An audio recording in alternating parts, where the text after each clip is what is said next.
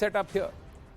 So we get into the Bihar terror plot, two separate terror modules, but we focus on this old SIMI hand and new PFI connection that is emerging. And what is the real intent?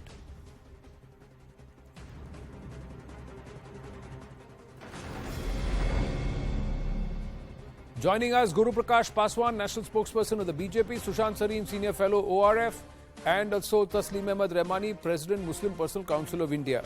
Guru Prakash Paswan, Patna, right in the heart of it. Two modules. One with an established organization, the other with somebody who's so radicalized that even those his handlers were afraid to give him anything in his hand so far beyond literature. That's what we are given to understand. No, Anandji, we are closely following the developments in this regard. But let me put one thing clearly on record, that since 3-4 decades, our leadership, we have been speaking against radical Islam. But the point is different. The point is that in the name of minority appeasement, the Congress party, decades, they have given institutional support to this menace called radical Islam. No one was willing to call a spade a spade. Only in the last 8 years, whatever has come to our notice, let me put this on record again, that in the last 8 years, if you set aside Kashmir, there has been not a single unfortunate terror incident across the country. Security is our topmost priority. We will ensure that whoever is found culprit, whichever actors, non-state actors, whoever are involved, we will ensure that the strictest punishment is going to be taken against all those institutions, all those organizers. SIMI was banned on our behest.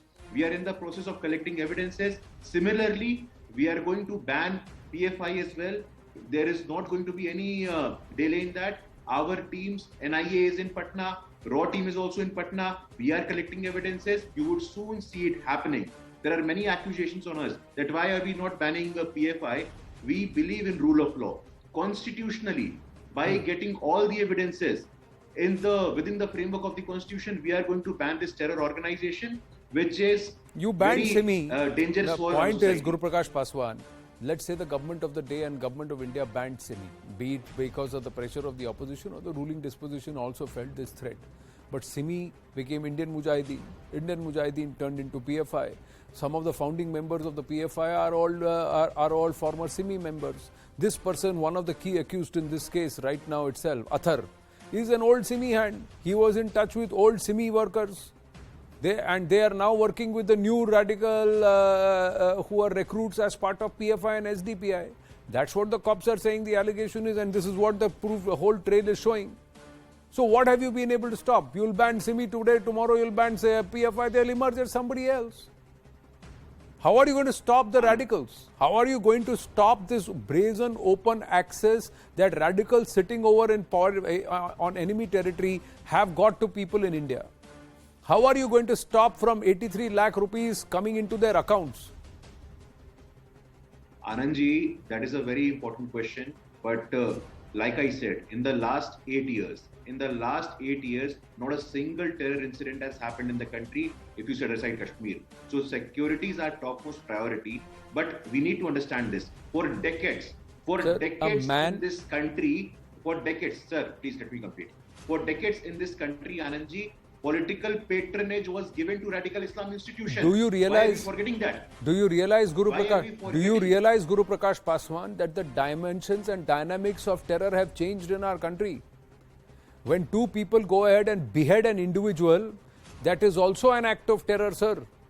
When there are multiple groups who decide to go ahead and attack Hindu processions and want to trigger mass riots across various parts of the country, that is also terrorism. When they are using social media to radicalize and to recruit youngsters, that is also terrorism. Please understand, in Rajasthan, the cops are saying there were as many as 6 districts, 40 people had been identified. Please, the whole effort in Amravati was also to behead the chemist. Anandji, please understand that we share your concern. We empathize with the cause. And that is the reason that we need to act responsibly. We need to act responsibly, but we also need to understand that there are active breaking India forces. There are breaking India forces within the country. Always there exist. are breaking India forces. They there are breaking always, India forces outside the country. Guru Prakash Paswan, they always existed. That is why 2008 happened. That is why 2001 happened. That is why 2007 happened. And that is why 2022 also happened. See, the their dimensions have changed, and what they are doing, their modus has changed. So our conventional definitions of terror have also got to change, sir. Like I said, Anandji, it is our topmost priority. And after 2014, there is no political patronage. There is no institutional patronage. It was Salman Khurshid who said about Sonia Gandhi ki aankhon mein aansu aaye the. We need to ask questions to them as well. It was former Vice President of India, Hamid Ansari, who was sharing stage with a person who was a spy. Then why are we not raising questions on that? But in the last 8 years, the government is trying its level best, Anandji. The government is trying, government has evolved. Sir, what Mr. Hamid Ansari did, you can question it politically. We can have a political debate about it.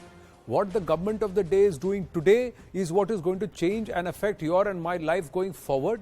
What the government of the day in each state is doing is a question I have to ask along with the central agencies. How are you going to stop this is my question. How are you going to realize that who are these 180 people who are part of this group and how many of them are Indian nationals and how many such groups exist pan-India? Sushant Sareen. Anand, have you heard of a group called the Hindustani Fanatics? This was a bunch of people almost 200 years back in precisely the area you're talking about, Patna, Bihar, this area. These were people who were radicalized at that point of time. You would have heard of this clown called Syed Ahmed Barelvi, who was killed by Ranjit Singh's forces. I'm talking about that movement. The Brits were in command of India, were ruling India. Please look at how they unraveled that entire conspiracy, that entire movement. They broke it up like it's nobody's business. What is our response? It's a mealy-mouthed response. Some local cop will go, we will arrest those two guys who did the beheading in Udaipur. We will go. The law will take its own course. The law will move at a glacial pace. The law will never reach the course which it is supposed to follow. If it does, it will be after 10 years, 15 years. What we need is really swift and sharp retribution and justice. What we have is a mealy-mouthed response. Mr. Paswan might be right that, we have been focusing on security and others. But what you have to really focus on is how do you create a massive deterrence against these kind of people, number one. How do you inflict grave punishment on people who indulge in this kind of activity, number two. And how do you create a counter narrative, number three. And on those fronts, we seem to be faltering. We seem to be lagging behind. Anand, allow me just a comment on your earlier story on Bangladesh. Yeah. You look at the response of the government of India. Has you heard anything from the government of India that the government of India has taken up this matter with the Bangladeshi authorities? But when something happens in India on the CAA, for example, the so-called liberals in India, the so-called secular, or who I call the false secularists, the false secularists in India, the so-called, people who are protectors of human rights, all these bleeding hearts come out and tell us that, look, because of CAA and NRC, our relations with Bangladesh will get spoiled. How is it that when there is a pogrom against Hindus in Bangladesh, there is nobody who raises a voice that Bangladesh's relations with India will get spoiled? Yes, Bangladesh is a very important country, but is India not an important country for Bangladesh? So I think, the basic responses, the basic seem missing